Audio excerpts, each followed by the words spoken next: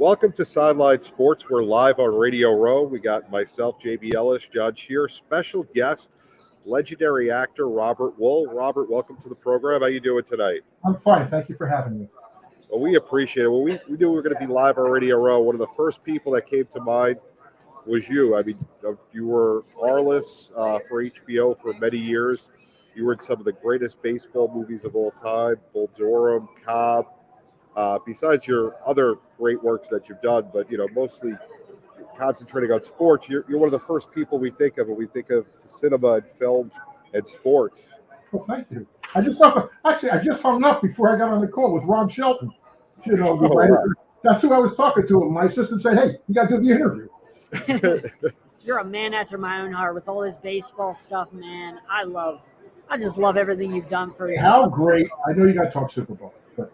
How great is this baseball season going to be? I mean, when they change in these rules, it's going to be the best thing. I mean, I've got to believe 98% of it's going to be great. I've got to believe that. What it's just going to make the game faster, more exciting. It's like I can imagine. I'm old enough to remember when they put in the clock in college basketball. Look, and the thing is, they're no longer taking hits away from lefties that deserve those base hits. When some stupid second baseman or shortstop is out in right field stealing base hits, they're no longer doing that, which makes me a happy man because that first baseman, that big guy, earned that base hit. Instead of you stealing it deep in right field as a second baseman, it's a base hit now, just like the game intended it to be. I'm fine with that. I blanch a little bit about the term the game intended it to be because they used to throw the ball at people to get them out. That's the way the game intended it to be. So I blanch at that, but I agree with your point. What I'm looking for is the pitch clock. That's going to be the best.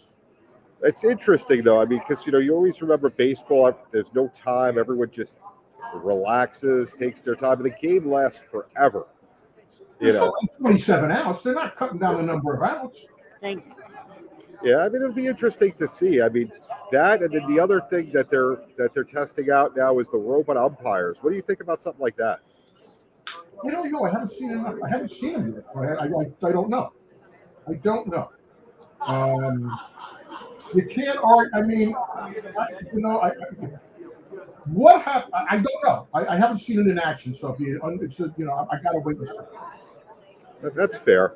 So, have you followed the football season this year? Yeah. So, what do you think about the game with Kansas City and Philadelphia? I hope the game just closes the point spread. I would love to see that. I just want to see a terrific football game. I mean, 2 weeks ago when they had over 2 weeks when they had the semifinal games, they were great. Last week's not so much, but a great Super Bowl would be wonderful. It makes it's fun. I hope it comes down to the fourth quarter and a meaningful drive at the end or come back. I mean, I'm just looking forward to a really good game. Yeah, I mean, hopefully. I mean, that's the one thing that the playoffs sort of lack.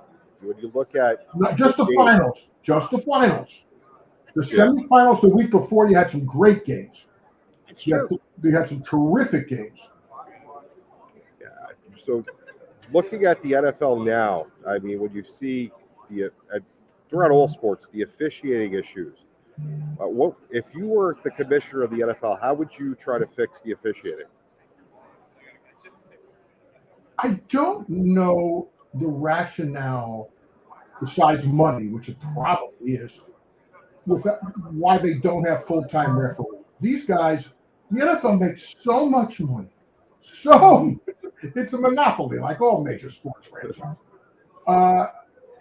I mean, if you really want to improve the product, it's full-time referees. That would be that would improve it the most, I think. Outside of that, I mean, you have the replay. I mean, I guess you suppose you can have more challenges, blah blah. It's never going to be 100% perfect. I wouldn't care if you had 100. Is there certain things that are just too close to call, and you just got to go with it? But I am not a big believer in. I once saw an interview with Bobby Knight, the coach, and he had a great thing where he talked about you've got to be good enough to play through bad officiating. He says to be a championship team, something's going to happen during your game, and are you good enough to play through that and get beyond that? And I think that's very true, with very few exceptions. Very few. How many games are really decided by? I mean, I could think of. I don't think a bad call. I mean, the one that comes to mind is the Saints when they didn't call the pass interference. Yeah. But outside of that, how many games are really determined by a bad call? That game last week wasn't, because that's a good call. Whether you want to make it or not, that's a different question. But the guy pushed him; he was way out of bounds. Yeah. That's not a bad call. That's a call that you can argue, well, in the theory, you want to win. No, that's the right call. If this wasn't, that's the call. So, but how many games are really decided by a bad call? And I love the way you use the Bobby Knight analogy, because a lot of people say you just can't blame the refs. And when you say it that way, it doesn't really mean much. But when you say that, you have to get past the referees and you got to play your best, it means a lot more than just saying you can't blame the refs. So I love that. That was his point. And he was very tough on the refs. He says some games you're going to have really shitty refs, or you're going to have, or you're going to know that, or you're going to have refs that really hate you personally. Of course, it's Bobby Knight. But he would say that. He goes, but you got to, and he talked about one of his teams, and he said, when we had this team, we got a bad ref, and we weren't quite good enough to play through that. Whereas the next year, when I had Scott May and all those guys for the undefeated season, we were good enough that if we had a couple of bad calls, we were good enough to overcome that. So there's truth to that. So are you working on any upcoming projects? Yes, no. It's like I'm always working on something, but it's in today's game. I don't. Who the hell knows what's going to happen next? I don't know. Well, I mean, you've been in some of the greatest sports movies, and not that you just do sports, because you've done it all, but we're already a row, so just stick it to sports today. What was your favorite role that you had that involved a sports role? Well, it's the two. For as far as sports, it'd be the two Shelton movies. It would be Cobb and Bull Durham for sure. And I had a much bigger part in Cobb, so. But I love them both. I love them both. Those are. I'm very proud of both those movies. Yeah, I mean, they were both phenomenal. Really great baseball movies, and when you're making a baseball movie, it's so hard to make it where it represents, especially when you're doing a story like Cobb that represents a historical figure, to make it realistic and enjoyable at the same time. Such amazing work. Thank you. You're welcome. It's tough. Ron, especially with Ron, because Ron was a ball player. So when we did Bull Durham, he actually had a week of rather spring training with the cast, and he actually let go one of the guy playing the first baseman because he didn't look real enough to him. So he had to replace him. Yeah. That's great. Now, with who do you think's going to win the game on Sunday? Do you have any picks?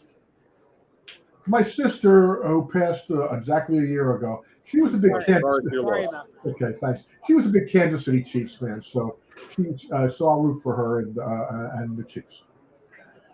Can't go wrong with Kansas City with Patrick Mahomes and Andy Reid. It's a great story. I mean, Patrick had the high ankle sprain, and you wouldn't have known it the way he played. Running that the second to last play out of the pocket under pressure. He's such a testament to a winner. Why do you think, he has that ability of, making an impossible play where some people don't. He's very special. He's very unique. I mean, he's a great player. By the way, I'm not so sure, even though it's young and we haven't seen it, that Hurts may not fall in the same category. We haven't seen it yet, but, you know, he hasn't had the opportunities. I mean, the track record of Mahomes is staggering. What's he been? He's been a quarterback 5 years, 3 Super Bowls, and 2 AFC championships. Yep. I mean, that's Otto Graham territory. You know, it's like, you know, that's. When people say, you know, he's not among, I go, well, you know, it's hard to do much better than he's done.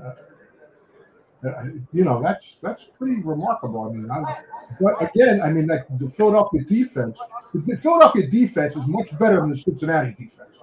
You're playing a much better defensive team there, much better, and with a much better offensive line. That's going to be a very good game, and it's good. Philadelphia is very good. Yes.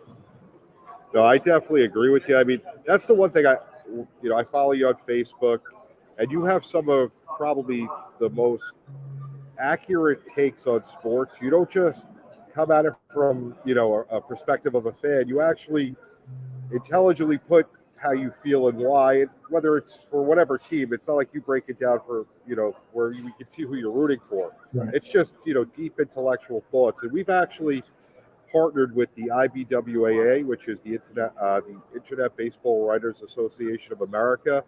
And because of that and our love for what you do, we actually want to offer you an honorary membership. And I actually have one of the founders and owner of the IBWAA with us here, Mr. Daniel Epstein, who we're going to speak with in just a minute. But I wanted him to come on and you know, give you the honor. Well, that is an honor. I'm flattered. I'm very flattered, and I appreciate you commenting on these stupid things I write on Facebook. Hi, everybody. Hello, Daniel. Hey, Daniel. Yeah, hi. Well, you know, thanks for bringing me on. You know, and Robert, we'd be honored to have you as a member of the IBWAA.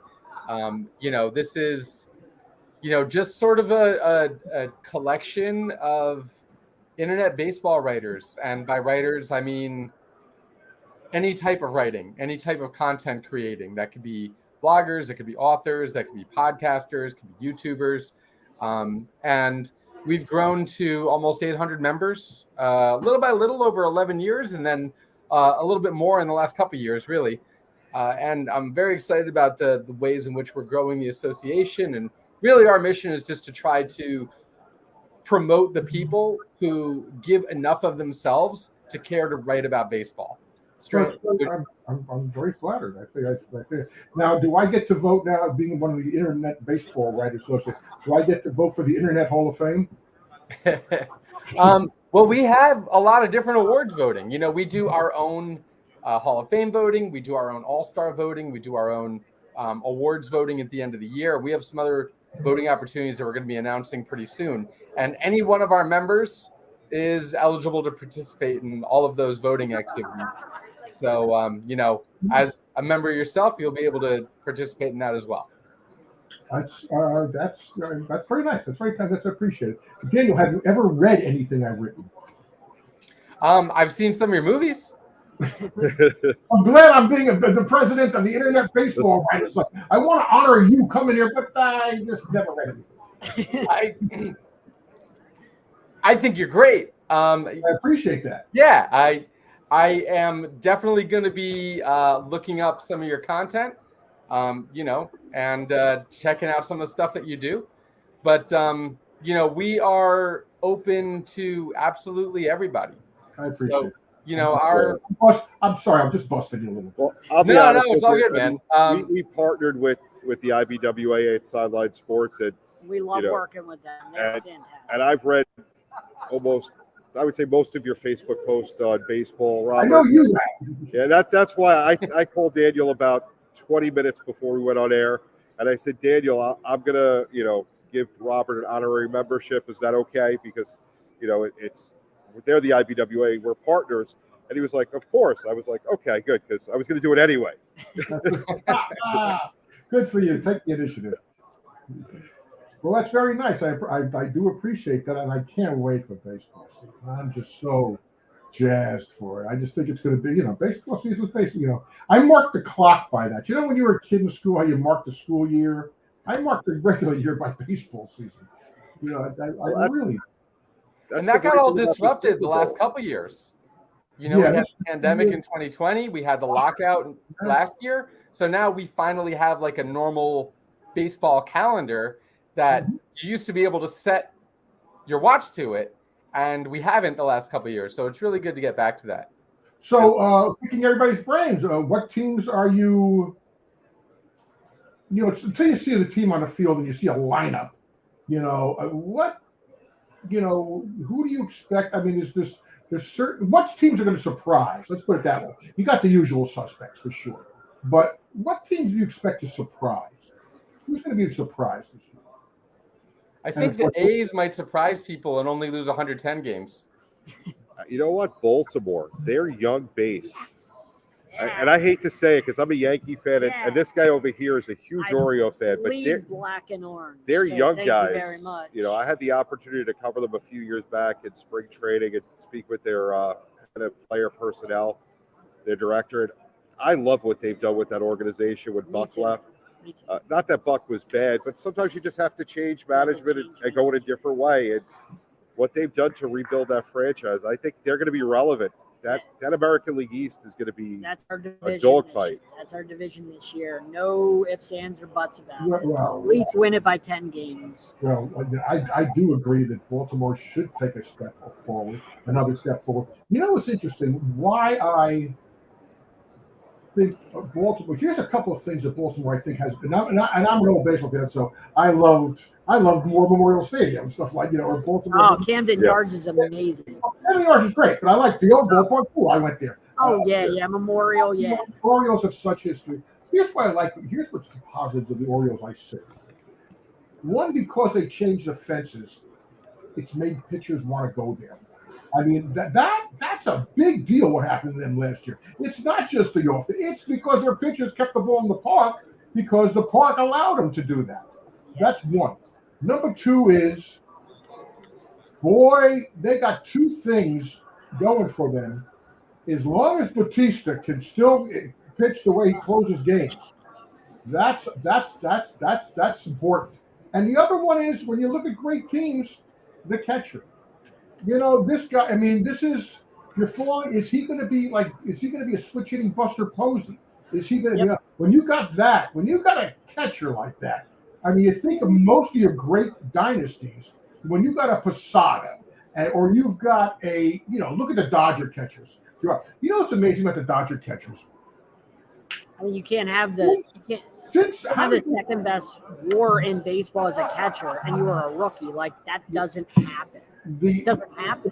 He did it. If you think about history of the Dodgers, how many teams? Look at the Angels. I can't remember when they had a catcher who was, how many teams go through and never have a catcher? Never. Think of the Dodgers. Since the 50s, since the 1950s, they've had Campanella. Then they went Roseboro. Then they went Joe Ferguson, Steve Yeager. Then they went Socia. Then they go Piazza. Then they go DeLuca, and then they go Russell Martin, and then they go Will Smith. It's like this is staggering. Yep. How they've been able and they win. The Yankees are another franchise like that. I mean, you could go back almost, to the Bill Dickey era to find a time when they didn't have a good catcher. They've always consistently had a great parade of catchers. But, to your point on the other side of that. They haven't had one in the last 10 years. Well, Trevino won the Platinum Glove Award last year, so he deserved it. You're not really going to say baseball. You're not really going to compare Trevino with the other guys we've been mentioning. Well, I'm not saying he's Elston Howard. Let's be fair. He had a good half the first year.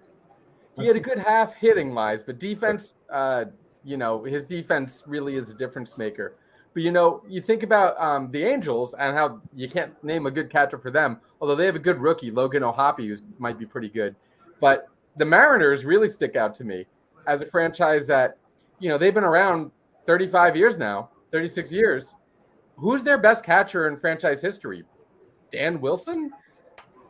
I mean, Yeah, that's a good question. I mean, they may have him now. That may be a question for our Twitter. Who is the best catcher? IBWA. Jesus. Who's the guy? Who's the guy who's the I broadcaster? think I'm putting it up now.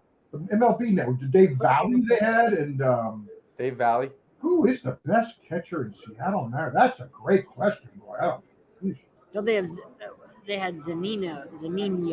They had him for a while, yes. They had Navarez, but still, these aren't, but this Trying Cal to Trying to think of who the catcher was during the Griffey Edgar Martinez. Was it Dave Valley? Dave Valley? Dave Valley was, I think, a little earlier. I think he was more like early to mid 90s. Maybe. Yeah, but again, they've had so many iconic, outstanding inner circle Hall of Fame players. Yeah, they've never had a catcher.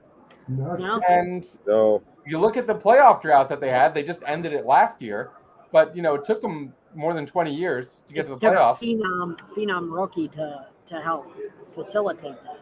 I got to tell you, that team is. I like that team this year. Yeah, I think that team. I'm a little biased because I'm good friends with the general manager, but when you look at their rotation, 1 through 6, 1 through 5, 1 through 6, they can stand up to anybody.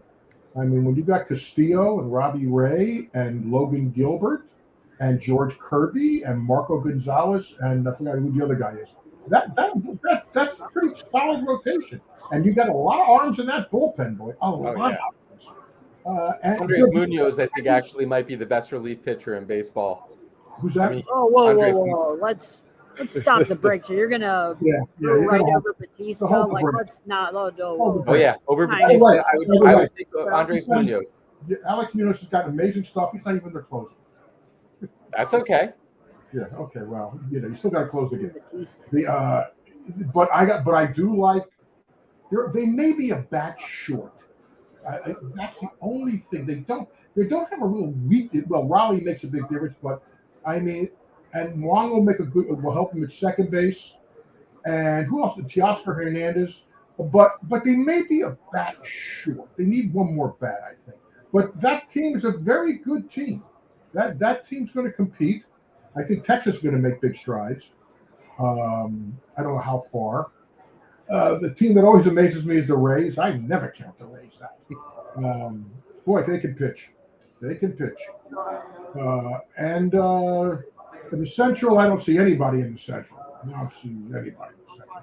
No, I don't think there are any good teams in the Central, but I think Kansas City is actually going to start to make some improvements. Maybe not all the way to 500 this year, but I think that they're going to be, better than people expect.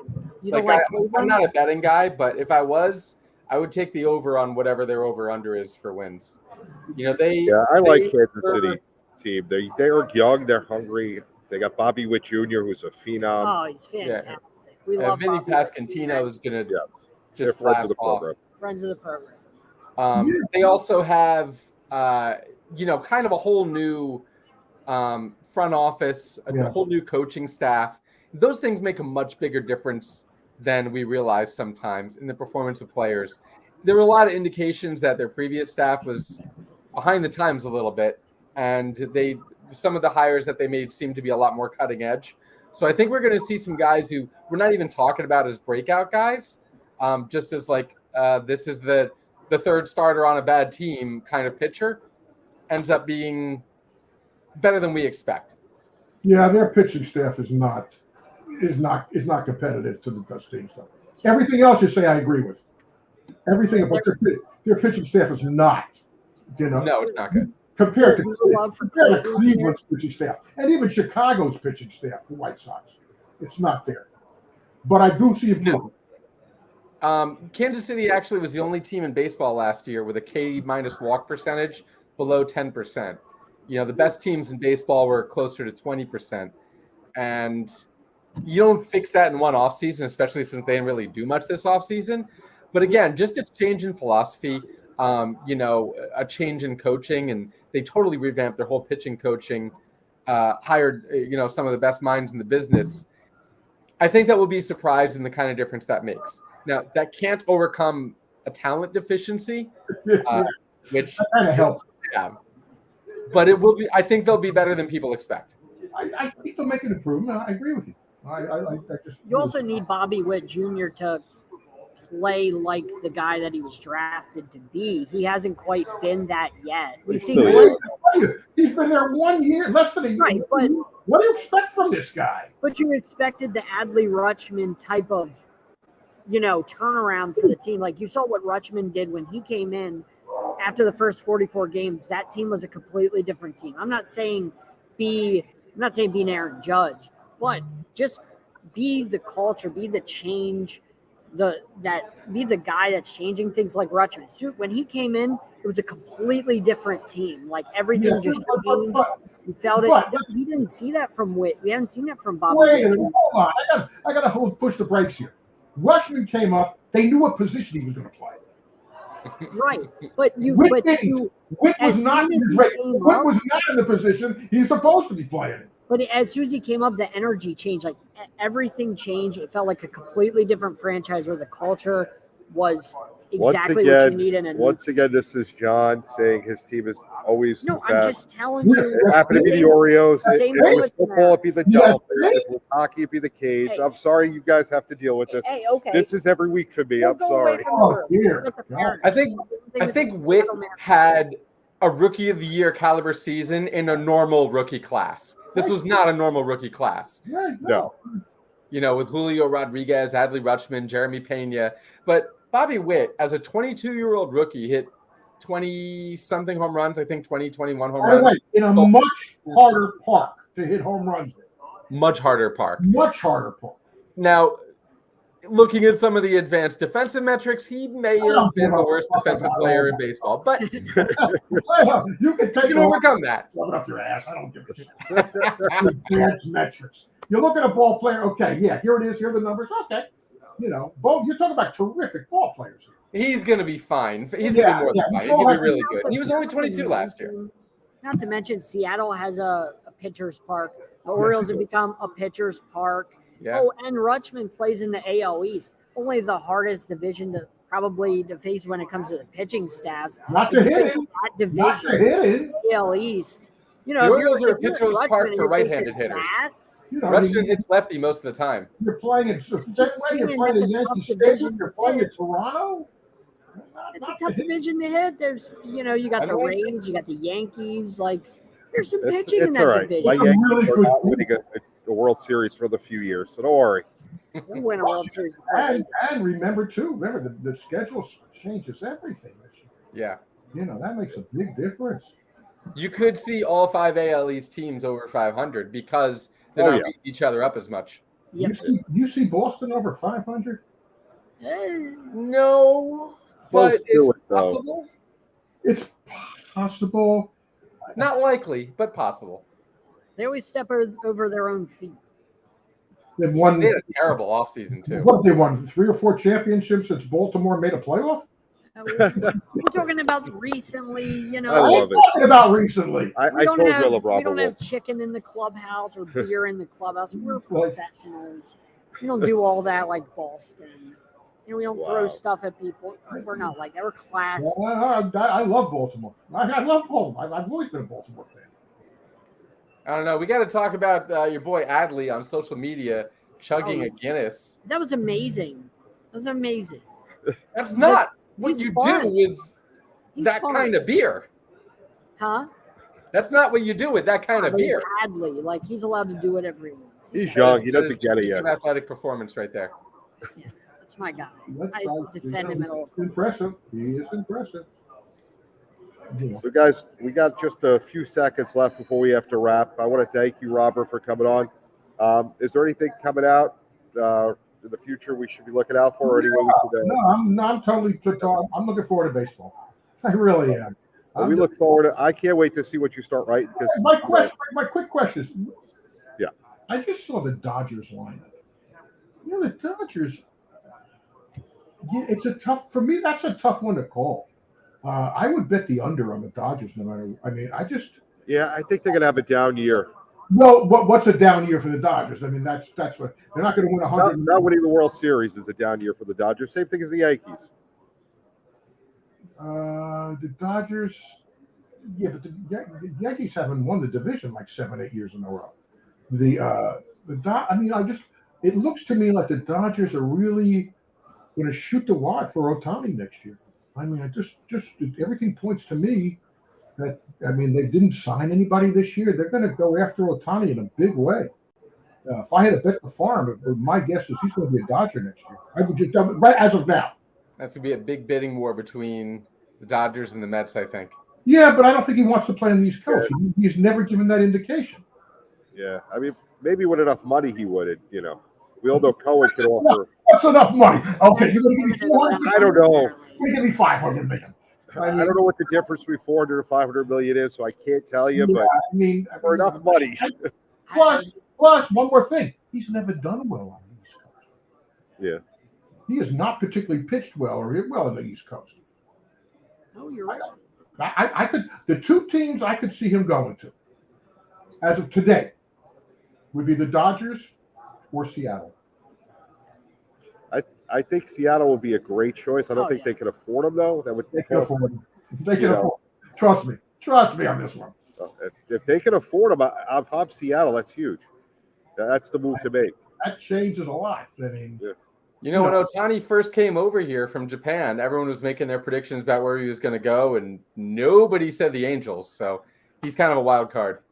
But he always was on the East Coast. I mean, it's like West Coast. He always said, I want to play on the West Coast. And I don't see him going to the Giants. He could go to the Padres, but how much money are they going to spend? Unless they can get a River Tatis contract, which they'd have to, but they'd be eating a lot. And Machado's going to be a free agent next year too. Yeah, I would bet him. Back, That's the one. this way. You could have him. Maybe make a reunion with, come back to Baltimore. Who, Machado? Yeah, maybe make a little reunion. Come back to Camden Yards.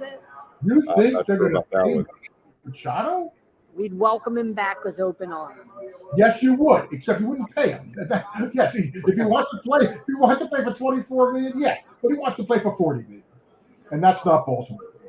Well, that's true. Robert, I hope you come back on during baseball season. Always welcome. You're always welcome on the show. We I had a appreciate blast. it. Thank you. And for Daniel, thank you so much for the invitation.